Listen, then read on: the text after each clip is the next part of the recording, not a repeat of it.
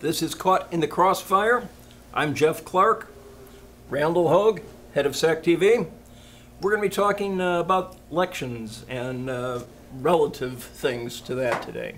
Yes. So why don't you take a shot and start pointing us in the right direction? Well, one of the most interesting things that came up today is we decided in 21 days out from the election to take a look at what's in the top of the news.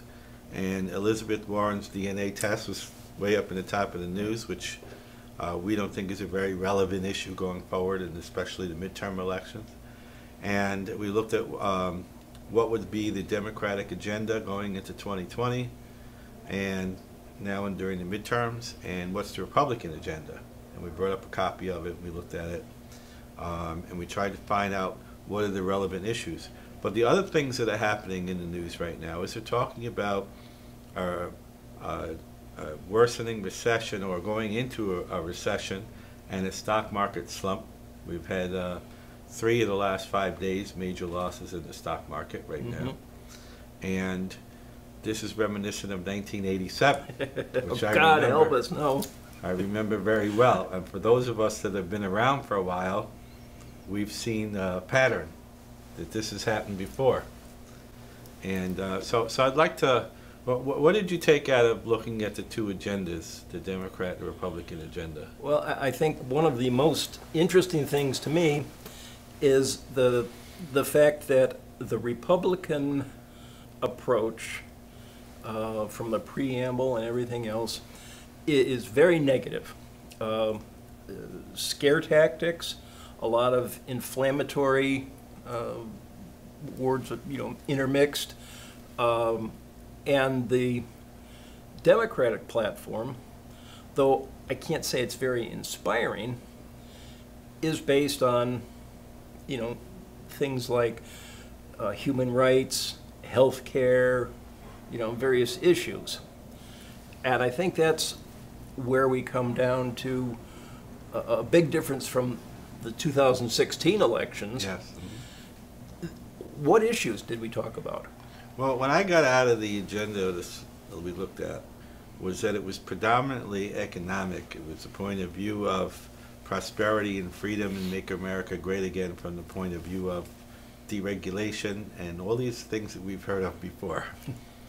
And going back and looking over the long picture, I remember 1987 very well, and we're walking down the street with the CEO of a big multinational corporation, and we're on our way to the 21 Club in Manhattan for dinner after a board of directors meeting, and there's, in the middle of the recession, there's a line all the way down to the corner at the 21 Club, and I turned to this guy who was a millionaire. He had a home on Park Avenue, he had another home in Bedminster, New Jersey, where Trump's place is there, and he looks at the line and he looks at me and he says, "Recessions are for the little people.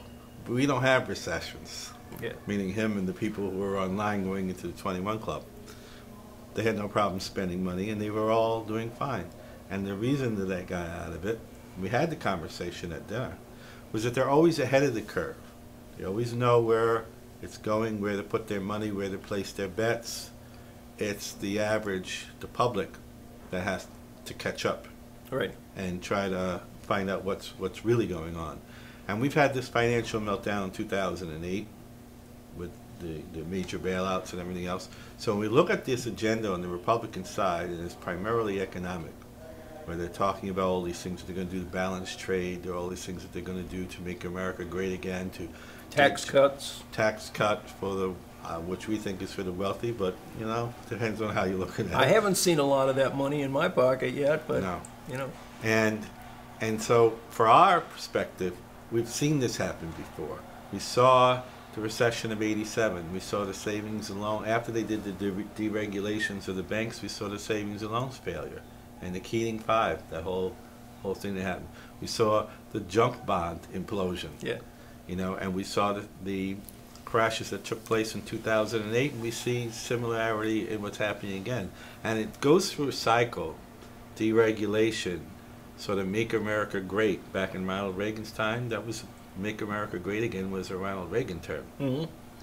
And you go through this whole cycle of things. And the one thing that I've come to understand is that when they start talking about divisive issues, I remember the burning of the flags, remember the gays in the military, remember whether or not you're a patriot, you're for the war or you're against us, for us or against us.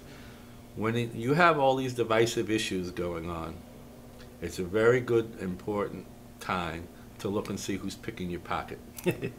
Because that's the old game, the game of distraction, the game of the misdirection. Misdirection. Here, look over here. And we used to say, I used to have the conversation with my father all the time. We would say, you know, whenever there were saber rattling and they're talking about they're going to bomb Iran or they're going to do, you know, this thing or that thing in the Middle East and, you know, these other things are going on. And then next day, you know, burning the flag, gays in the military, all the distractions going on, was saying, well, whose pocket are they picking? And the next time that they have a major confrontation like that. So right now we're talking about Elizabeth Warren's DNA, whether or not she's a Native American and all this other kind of stuff. Just a total distraction. And while we're having these distractions, like we had with the Kavanaugh hearing, was another major distraction. I'm not saying that Supreme Court seat is not important, but it was a huge distraction. Sure. And while they did that, the House reconciled and passed a bill to make the tax cuts permanent, which the Democrats say are the tax cuts for the wealthy. That took place during the Kavanaugh hearing. And nobody noticed. And nobody noticed. And people need to realize that we're going into this election now, and I'd like to hear your thoughts on this, but in this upcoming election, is it going to be more distractions, or are we going to be able to actually look at the facts? Like we tried to pull up the agendas. Yeah. And in the platforms, we don't want to be talking about what Monica Lewinsky did with Bill Clinton 25, 30 years ago in the White House. It has no bearing on anything except talk. And I think one of the big things is, I remember seeing last week, I guess it was, a cartoon, and it was the Democratic donkey, and maybe it was a judge or something, but they were covered in mud. And the comment was, I guess we sure showed them, didn't we? Yes. You know?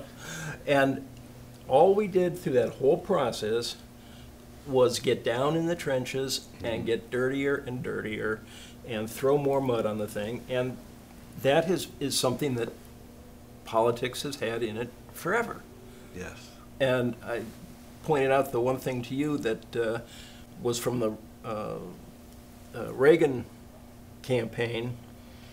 There's two things. One was a picture of Reagan, one was a girl, a model, and it said, under the girl, it says, American ends in I can. Under Reagan, Republican ends in I can. And then at the bottom, Democrats ends in R-A-T-S, rats. Now, what does that have to do with anything? Well, other than the fact that we're just trying to give you some message that we think is clever and will sway your vote, because we don't want to talk about issues. It's hard to find the issues. I spent a fair amount of time this past week trying to source out some of the issues, trying to look up who's running against who, and voting records and things like that, so that I could come in and intelligently talk about things like that. while you're watching that hand, what is the other hand doing? And unfortunately, in government right now, it's become a big money game, and it's in both parties. The thing that I wanted to point out in today's show is that if I had a choice in saying that it's kind of lame to talk about this Democratic position and Elizabeth Warren's DNA and some of the other issues that they're talking about, like Hillary Clinton yesterday talking about Monica Lewinsky's in her book and whether or not her husband should have resigned and so on. Yeah. That is so irrelevant to what's going on right now, and it's such a distraction that we'd have to say we have to maintain a focus. but that's still extremely lame compared to Rocket Man and facing a financial meltdown and all of the things that are going on in such a really detrimental and dangerous way right now. Well, what about Kanye West in the White House? Yeah, what about That was quite a distraction. That was quite a distraction too. And you know, what did you have on that day? You had the worst hurricane to ever hit the west coast of Florida, right? That same day, this is what was going on, and you had the stock market taking a plunge. Okay, that same day, but everyone, and especially the President of the United States, was riveted on Kanye West in the White House, talking what I would consider to be nonsense. Well, yeah. Okay, But it was quite a show. yeah, but again, don't look at what we're really doing. You know, look at what we want you to focus on. Right. It's the from Chicago, razzle dazzle 'em. Exactly. You know, and that I think is part of what we need to get to. Is we started out intending Yes. to help people figure out, you know, how to get through some of this underbrush and how to figure out, well, how does the normal person figure out who to vote for? Well, that's a very good question. I'm glad you brought that up. Well, if I say that, in my opinion, we looked at the two agendas, and in the Democratic agenda, they're talking about the human rights issues, they're talking about financial issues from a consumer point of view, not from the big business, you know, trickle-down economics. We all saw how that works. Not once, but twice, now 3 times. They want to do it again. We should learn from our mistakes after a period of time. Well, but we're going to call it something different this time. We'll call it something different, and we'll have a different set of distractions. But getting down to like people and where do they put their attention and how do they vote? How do they even know what's true and what isn't true? That's one of the reasons why we're doing this program. It's the main reason why we're doing this program. You have no way of filtering between the facts and the nonsense because they make it so relevant in their own way. When it comes to voting this time around, if you there's an old axiom, Peter Drucker, business manager, used to say, how do you know if you're making the right decision? The right decision gets you closer to the goal. The wrong decision gets you further from the goal. Okay. How I know we're making the right decision in terms of the election is to be able to look at what is the goal and does it bring us closer to the goal. And when I say bring us closer to the goal, I don't mean does it bring Donald Trump closer to his goal, or does it bring some of the wealthy people in this country who are interconnected and everything else closer to their goals. What I mean is it you, the voter, getting closer to your goals, or what the direction that you see that we need to be going in? Okay, let me take that and do a little jump shift here. Okay. Because we also had talked about the Faso Delgado race. Yes. And one of the critical points that Faso is getting hammered on is this vote against the health care provision, the fact that he took this woman's health care away from her. But as we were talking, he was forced by the party to make that vote. Right. And if they'd had somebody else that they could have had make that vote, they would have given him a pass. Yes. They would have said, okay, John, you're off the hook. We'll let Randall take the fall. But Randall said, no, I'm not voting that way. Yes. So, you know, for the good of the party. By the way, Randall had nothing to do with that vote. Okay. All right, but just for the example. Yeah. I couldn't think of anybody else at the time. But, you know, so Faso does what the party tells him he has to do. Now, what that vote specifically was about, in our recollection, that they were voting to repeal Obamacare, especially specifically provisions, pre-existing conditions, or various things like that. And they passed it through the House with Faso's vote. Right. That was the vote that put them over the top on that. It was subsequently defeated in the Senate by, of all people, John McCain, Right. who walked in and said, no vote. And it was a very interesting moment in history of American politics. It was a major vote against the party in power at the time, meaning the Republican Party. And he stood up for his conscience, McCain, and said, this is what it is.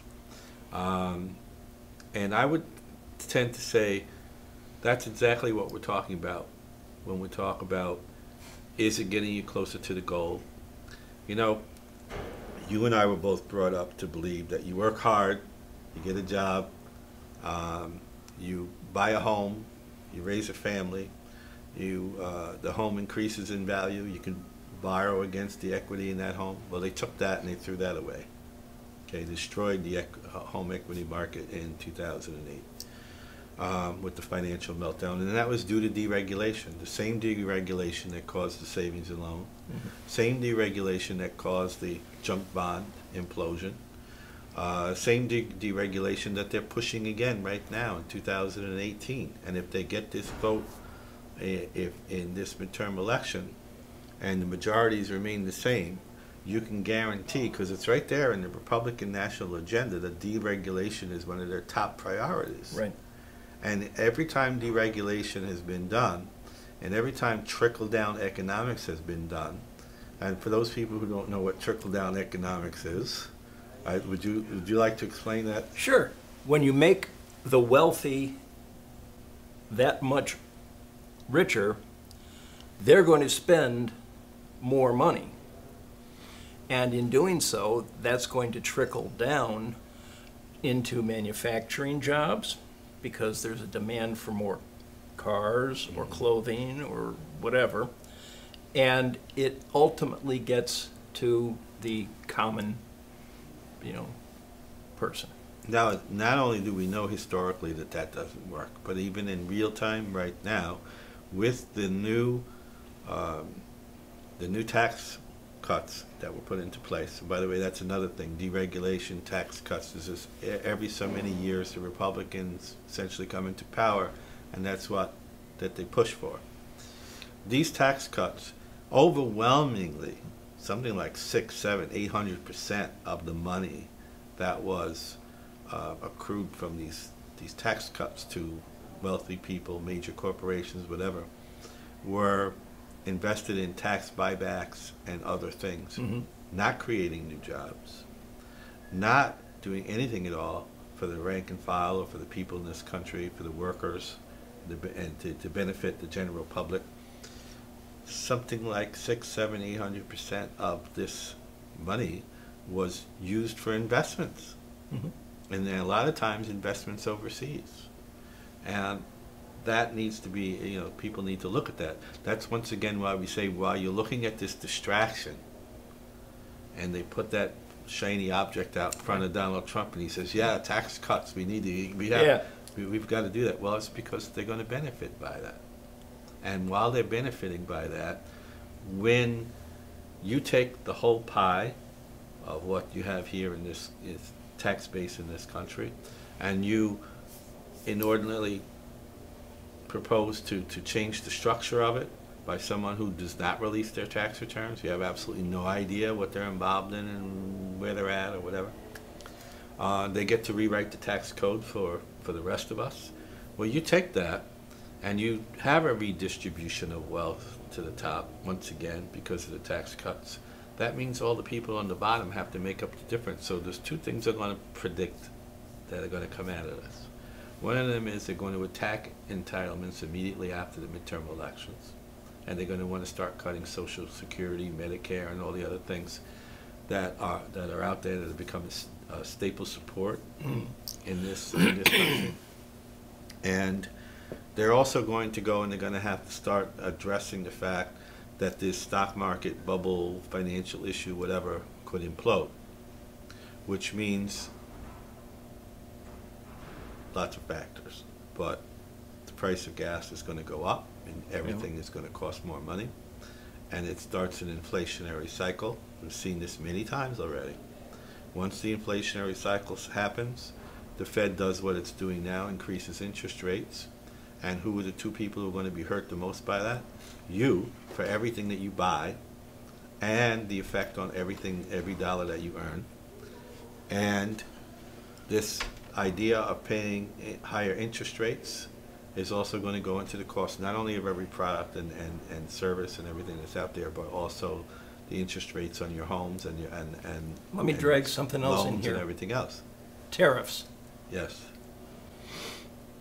One of the biggest investors in the United States is China. They own a lot of stuff here. They own a lot of bonds and everything. They have a lot of money invested in our economy. Now, the only economist out there who thinks tariffs work is Trump's guy, Stephen. Yes. And everybody else says that doesn't work that way. If we whack China, and I saw this last week, there's already some manipulation of their currency going on, devaluing against the dollar and such.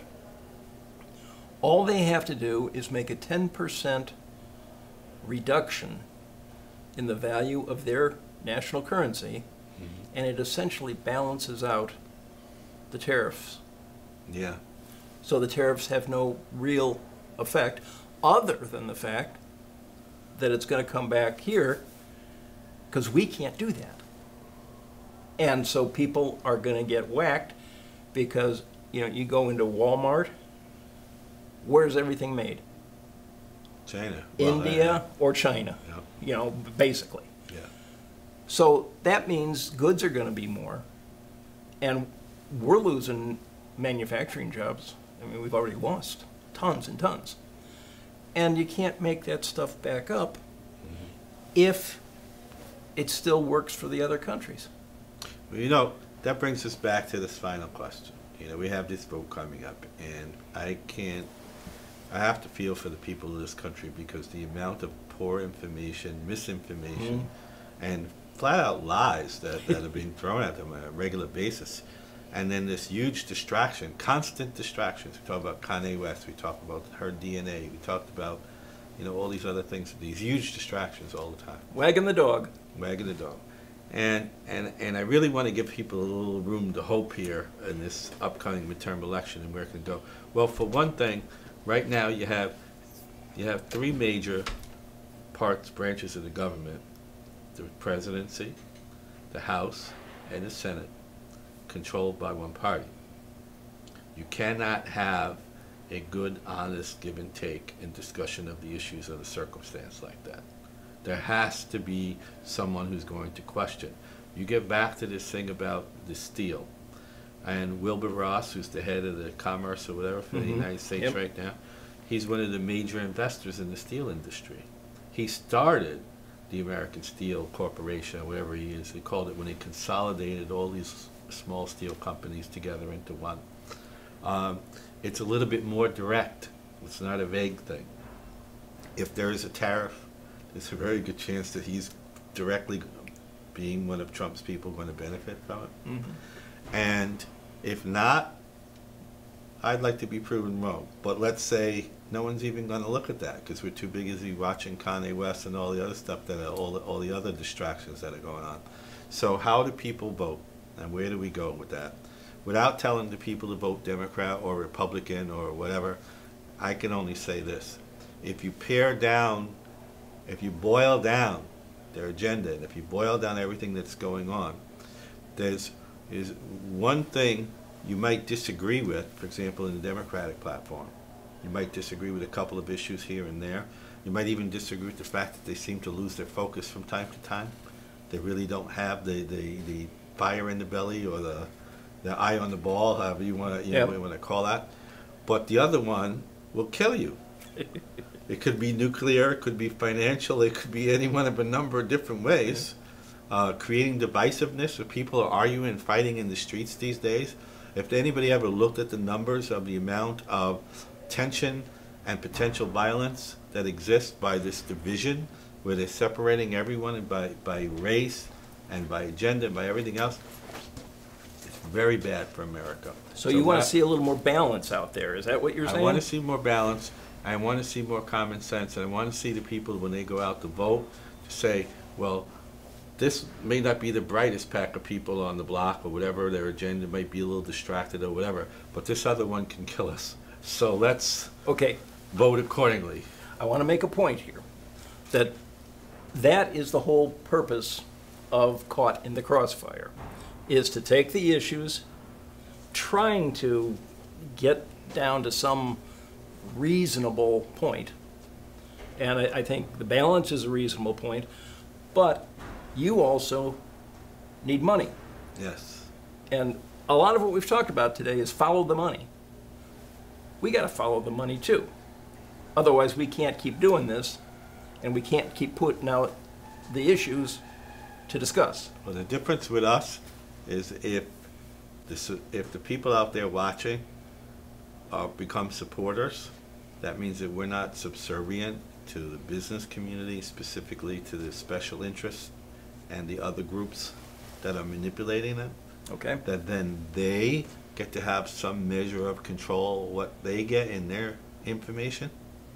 What we talked about in the upcoming election and giving people an eye for hope or whatever, when someone makes a contribution to something like SAC TV or one of the other nonprofit radio networks, what have you, they're making an investment in their future and in the future of this country, because they're going to make an investment in honest news or honest information, and they can make an informed decision. So they can vote with their wallets. Vote with their wallets. For 10 or 20 or $100 or whatever. You know, vote. And you know, we used to have a guy in New Jersey named Cy Sims who owned a big chain of men's stores. Yeah. And his motto was, do you remember his motto? I don't.